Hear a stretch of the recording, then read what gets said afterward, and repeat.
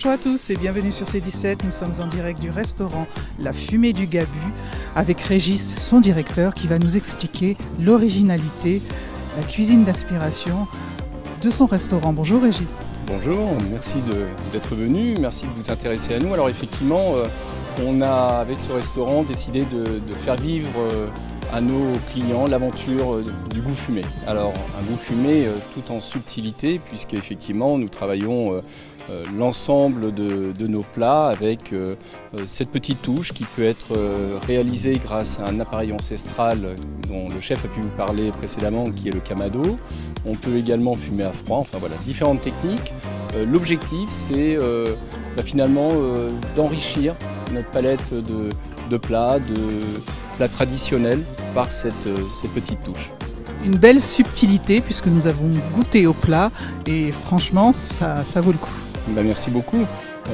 Effectivement c'est rassurer également les personnes qui pourraient se dire mais quand même c'est un peu bizarre le fumé, est-ce qu'il va y avoir du saumon fumé? Non, il n'y a pas de saumon fumé, mais c'est vraiment le maître mot, c'est la subtilité. C'est aller rechercher un petit goût qui fait que au-delà d'une très belle présentation, notre chef est très attentif à ça, on va voyager tout simplement dans un autre univers.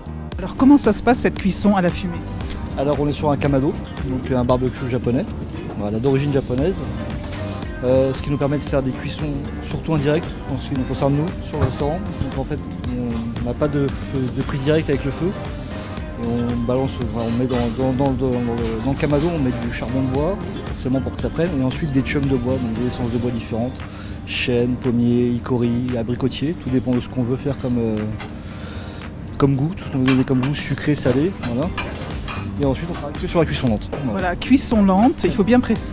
Oui, tout à fait. Et ça apporte quoi la cuisson lente? Enfin, ça apporte du moelleux et de la tendreté aux produits qu'on va mettre dedans, voilà.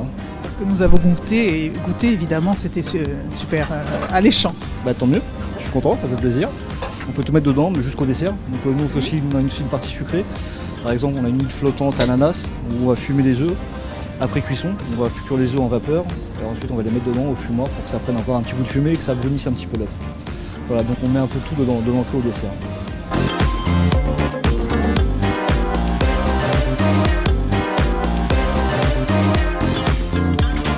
Écoutez, place des couroleurs au Gabu.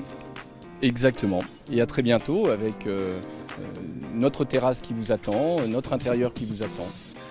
Merci Régis, à bientôt sur C17 et toujours en direct.